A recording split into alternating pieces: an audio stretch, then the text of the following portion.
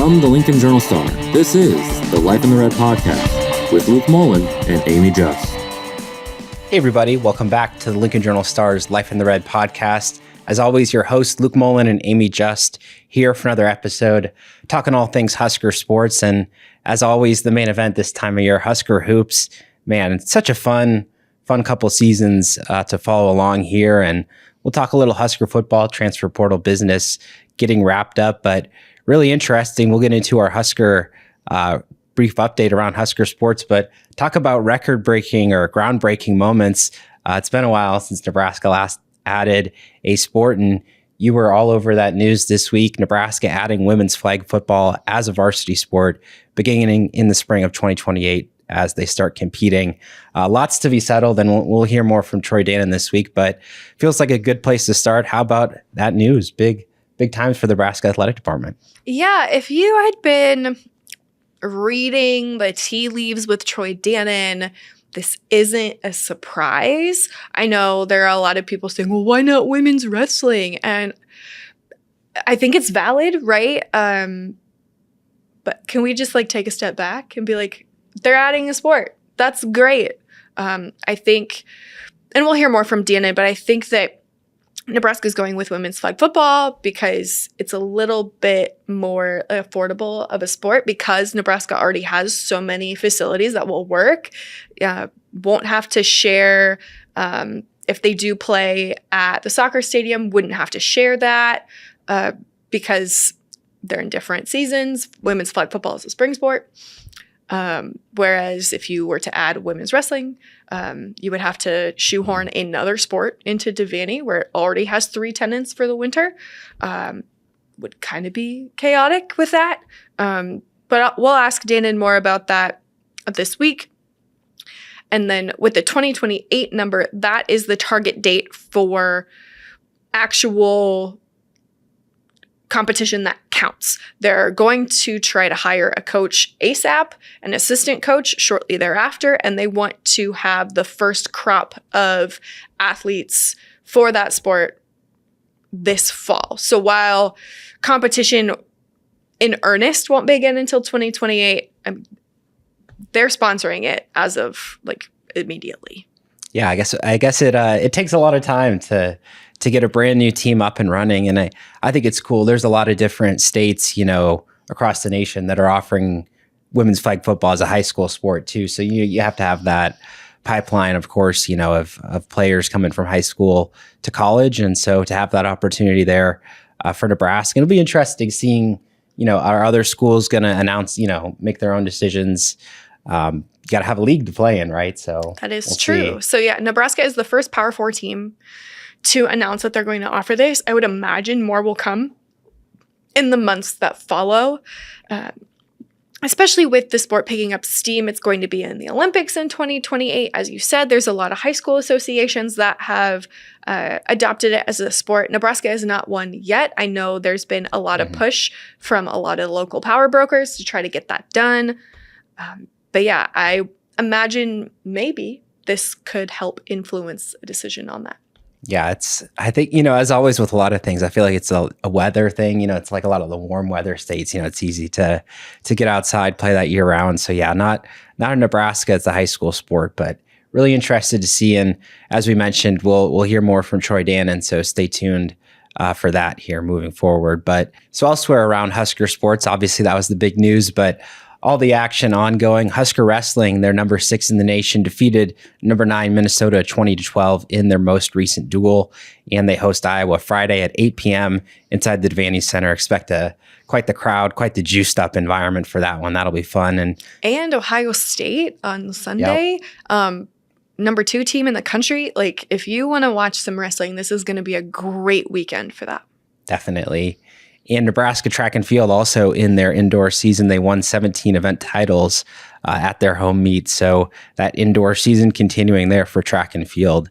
But let's talk some Husker football. And last episode, if you missed it, we broke down pretty much all the transfer portal business. So there's your in-depth breakdown. The final ad that we were not able to cover, or at least hadn't happened at that time, was Boston College defensive tackle Owen Stoudemire He's on his way to Lincoln, and productive guy, 1 year left. He had some injuries last year, but really good in 2024 with Boston College. Actually played Nebraska in that Pinstripe Bowl, and feels like just another guy as they look to transform that group, like experienced, knows how to play and physically develop, certainly at a high level. Yeah, I'm looking forward to seeing how he kind of fits. I know there have been some other transfer portal ads at his position, so we'll see what happens. Yeah, and that was a necessary one because junior college defensive tackle Andy Burbija is not headed to Lincoln. He's instead off to Clemson. And as you kind of sum up the transfer portal business, everybody else that Nebraska had committed to the program has officially signed with the school. So 16 transfer pickups, 9 on defense, 6 on offense, 1 on special teams. They went out and got it. It was quite the period, busy. Lots of visits, lots of players. You got to feel for those recruiting staffs. They were working overtime to make sure all that business was done. That's what they get paid for. Yeah. This chaotic whirlwind that, may or may not change in the future. Yeah. Crazy time of year. And the games were finally wrapped up. Indiana won the national title. Congrats to them. And quite the effort, quite the team that won that title, went undefeated this year. Yeah. It was crazy. I can't wrap my head around that Indiana football, which a program as of 2 years ago was the losingest program, and now they went undefeated and won a national championship, and it's just insane. Yeah, how things can change. That was quite the scene. But as we talk about Nebraska, one of the big stories of the week is, of course, its special teams coordinator, Mike Eckler, heavily linked to an open job at USC, potentially also to coach defense over there by several national outlets. And nothing yet finalized between those schools. Matt Rule kind of addressed the speculation on his monthly radio show, said that they had offered a big contract to Eckler. We'll see what shakes out, but ultimately it feels like something that if he did as good of a job as Mike Eckler did this year, there's going to be a lot of interested teams that come calling, and Nebraska always knew that this might have been a possibility. Yeah, reading between the tea leaves, there's something going on here. What Matt Rule said previously, trying to keep him here, but if he wants to go, go, can't be like 1 foot in, 1 foot out. I'm like, what is happening? Feels like there's a lot going on behind the scenes that hasn't been made public. It wouldn't surprise me if Mike Eckler leaves. That would suck for Nebraska. I think he's done an incredible job here, and Nebraska should do whatever it is to let him to keep him here. Whether that's not everything is about money, right? Mm-hmm. A lot of things are, but some things are about like what you want in your career. And I'm curious to know what Nebraska would allow him to do, if anything, on defense, and if that is the reason why he is looking to go elsewhere. Yeah, I was a little bit surprised by what Rule said about it. Mm-hmm. It didn't seem like somebody that was actively negotiating, like to keep somebody. It was more kind of like moving on type tone. And that's not to say it's a done deal, but he did kind of have that attitude about it. And it's interesting because, he said even, months ago before this was all happening, like, we've learned his way of teaching, right? Like there are guys who can, teach the system, and it's like, well, it's not. That's all well and good. Yeah, but it's the system, but it's also the person. Like you can't just bottle up Mike Eckler's energy and drink it like an energy drink. Like it doesn't work that way.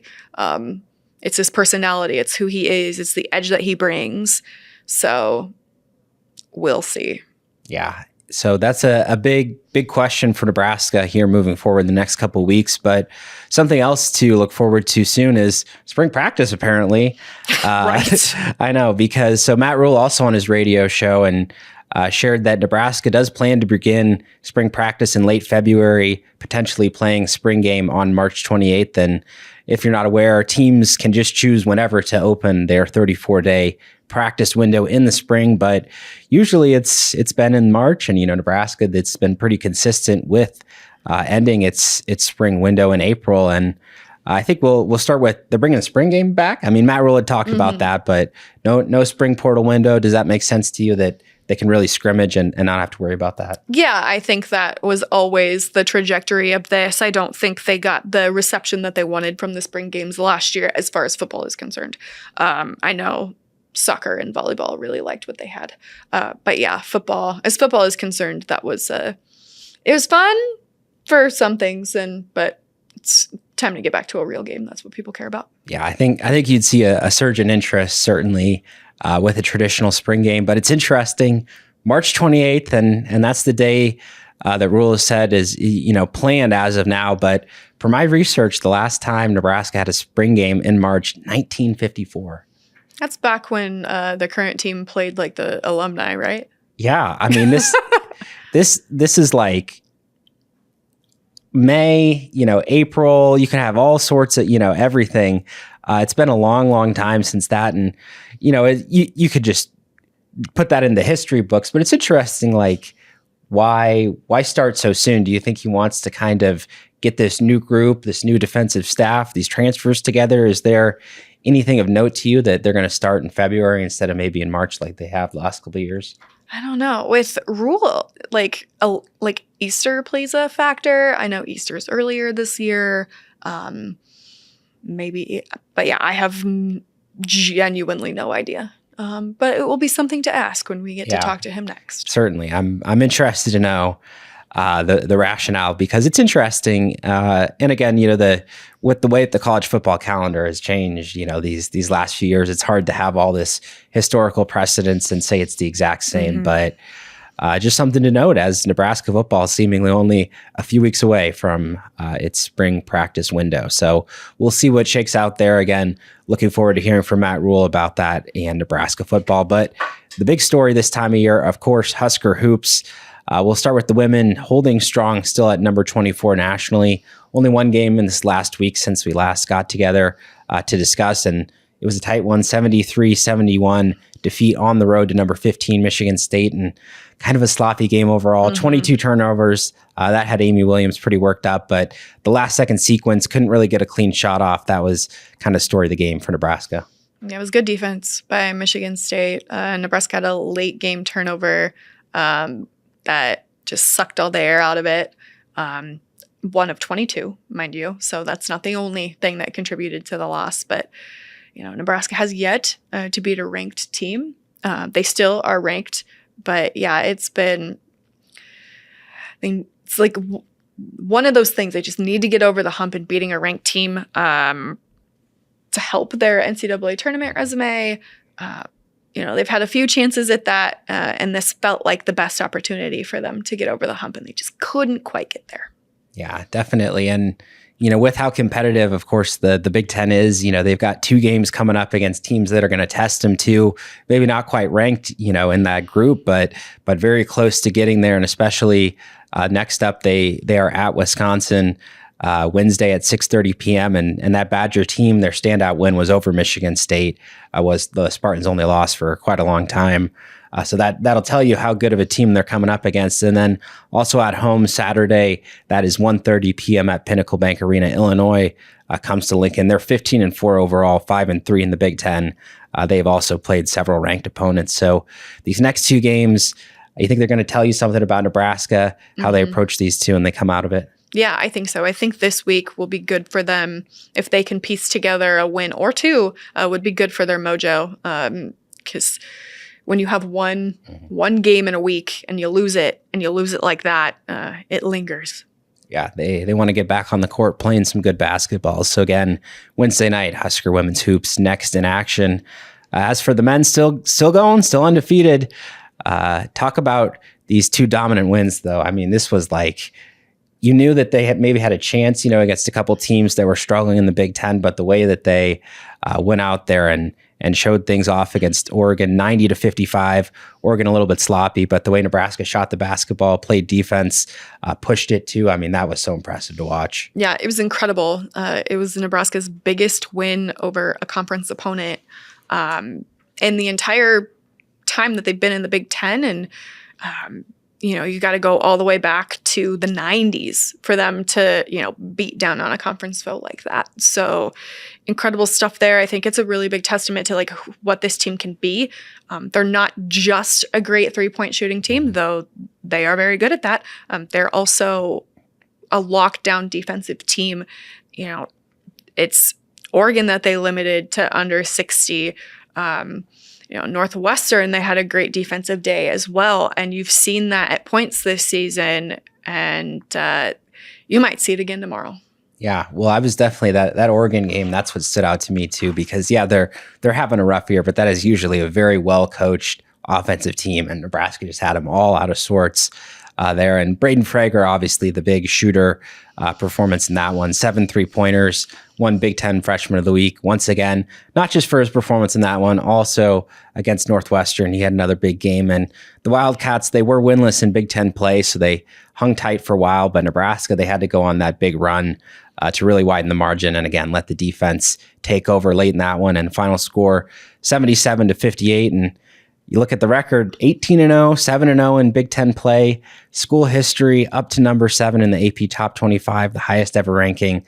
This special ride, it just continues. Yeah, it has been really, really special. I don't know how else to say it. I imagine we'll keep saying something along those lines. We can keep marveling every week. It but doesn't it just change. To me,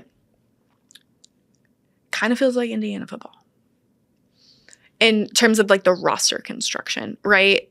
It's a lot of unsung guys that are really good at what they do, and they haven't gotten a lot or any national attention for what they've been able to do, right? You look at Price Sanford, who is playing out of his mind for Nebraska right now. He's in a completely different role than he was a year ago when he was at Iowa. You look at Rank Mast, a guy who this doesn't work without him. A lot of people forgot he existed on the national landscape since he didn't play at all last season after a pretty complicated knee procedure. You look at Sam Hoiberg, who started here as a walk-on, who expected in the early days of his career that he was going to probably go play elsewhere at a mid-major once he, got his feet wet in college basketball and all of those things. Braden Frager, he could have probably gone anywhere. But he reclassified, came to school at Nebraska when he should have been a senior in high school, redshirted, did all of the developing behind the scenes. You look at Burke Buchtengel, who has had kind of this like renaissance lately. He's not scoring in double figures, but again, he was one of Nebraska's best players against Northwestern. He's playing great ball. Mm-hmm. So the energy that he brings, I could keep going, right? Yep. But all of them together, Jamarcus Lawrence, he's been playing out of his mind. He's been like a vocal leader, which 2 years ago when he was here, you would have not thought that was going to be the trajectory for him. But the year at Rhode Island that he had playing for Archie Miller, who is a very different coach than Fred Hoiberg, I think Jamarcus learned a lot about himself playing there.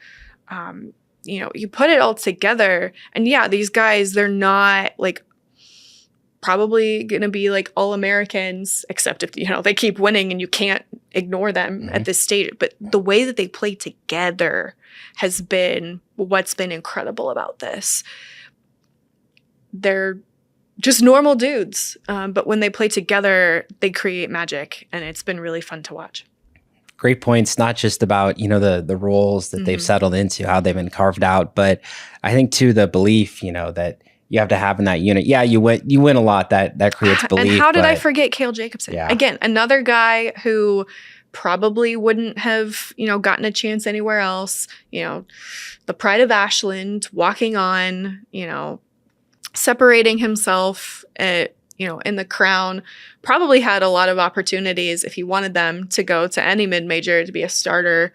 Wanted to stay here. They figured it out, and now you can't imagine this team without him. Sam Hoiberg, what he's done, he's in contention to be not just on the Big Ten all defensive team, but Big Ten Defensive Player of the Year. So, and you never would have imagined that when he first got here. So it's just crazy how this has come together, and it's special, and I don't know if it can be replicated.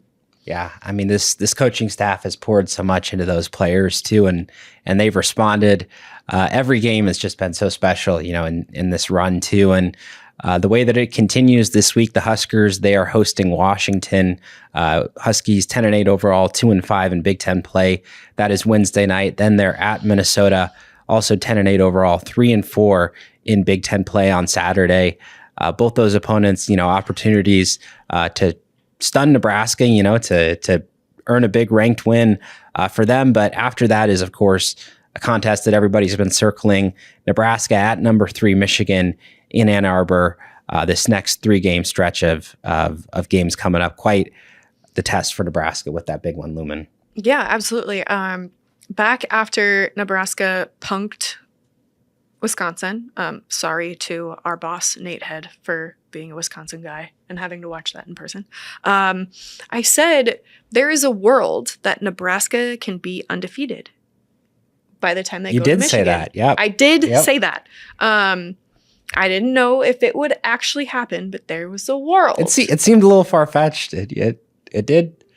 I like basketball. Well. There still remains a world where they are undefeated going into Michigan.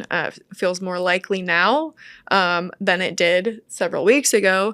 I think Nebraska can win against Washington. I think they can win against Minnesota, though the barn is a tough place to play.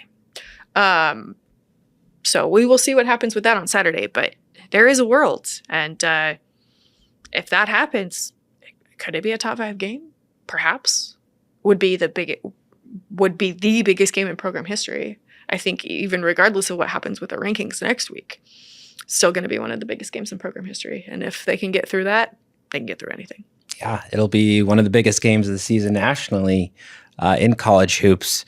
Lots to look forward to there. And we'll close our episode with some quick fire questions in a little Husker hot topic about this Husker hoops team. So let's start with, this Nebraska team. They've surprised a lot of people nationally. But what's been the biggest surprise for you about the 18-game undefeated run? Sam Hoiberg. And not to say that I didn't believe in Sam Hoiberg.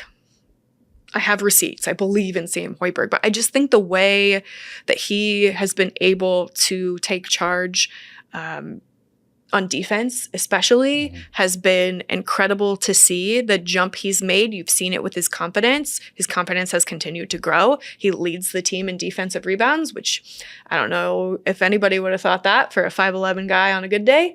But yeah, so him. Yeah, the all-around game. I'd say Braden Frager, just how good he's been, which leads me nicely to the next one. He's won Big Ten Freshman of the Week several times. He keeps hitting three-pointers, big moments. What's a reasonable expectation for him over this next couple weeks of the season? I think he just needs to keep doing what he's doing, right? Keep his head down. Don't make any dumb mistakes. Just keep playing your game. If you're feeling hot, let it fly, as he has done the past couple of games. Just keep doing what you're doing, man. Absolutely. And it's tight at the top of the Big Ten. Of course, Nebraska undefeated in Big Ten play, but what would you say right now are Nebraska's chances of winning a Big Ten title, regular season or conference tournament? I think a lot of it comes down to that Michigan game. If they can get through that Michigan game, I think they could win either. I still think they could win either. It all, if you get hot in the conference tournament, anything is possible. We saw that with this team 2 years ago. They got a lot farther than a lot of people thought they would. And I think the same is holding true right now with their undefeated record. But yeah, I think a lot of it will come down to what happens next week. Absolutely. I mean, you'd certainly put them in the group of favorites for either. Which, can we reflect on that for a minute? How about that? This team was picked 14th preseason, to which I said was not going to happen. And it's not. So, but yeah, can we just reflect on that for a minute? Yeah, the slow creep of expectations, huh? It's like, oh yeah, you see the NCAA tournament projections and you're like, 1 or 2 seed line. You're like, oh man, that feels a little tight. This is bananas. This is Nebraska basketball, people. This is bananas. Yeah. So enjoy it, because this is fun. Absolutely. And that's a good mark for a Husker hot topic. The undefeated run, it does have to end at some point, probably people. But will it last into February, aka will they win the next 3, Washington, Minnesota, and Michigan? I think they will beat Washington. I think they should beat Minnesota. And anything is possible with Michigan. I can see nothing would surprise me with how that game could go. Nebraska could shoot lights out and blow the doors off of them. It could be a close win, like they've had many. Michigan could blow the doors off of them, or Michigan could win a close game. Nothing would surprise me at this point. I think both teams are really, really good. It could be a low-scoring game. It could be 50s, 60s. Mm-hmm. It could be in the hundreds. I genuinely have no idea what's going to happen in that game, but it is technically possible.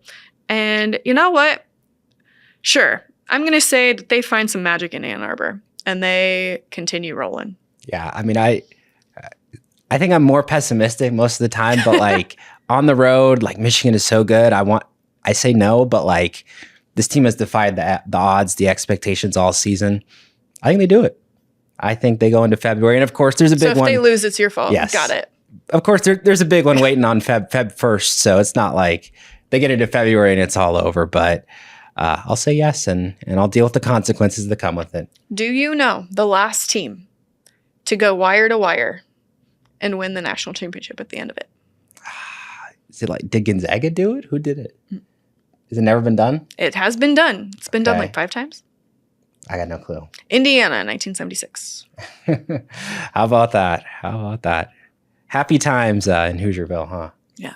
Football school. Yes, absolutely. And as Nebraska looks forward, that gives a lot of people hope, I think, around here, the turnaround of Indiana football, Nebraska basketball leading the way across the nation. So quite the times in college athletics, and look forward to all the coverage for this Husker men's team and the women's team in action this week here. We'll have all the stories for you and all the updates online at journalstar.com.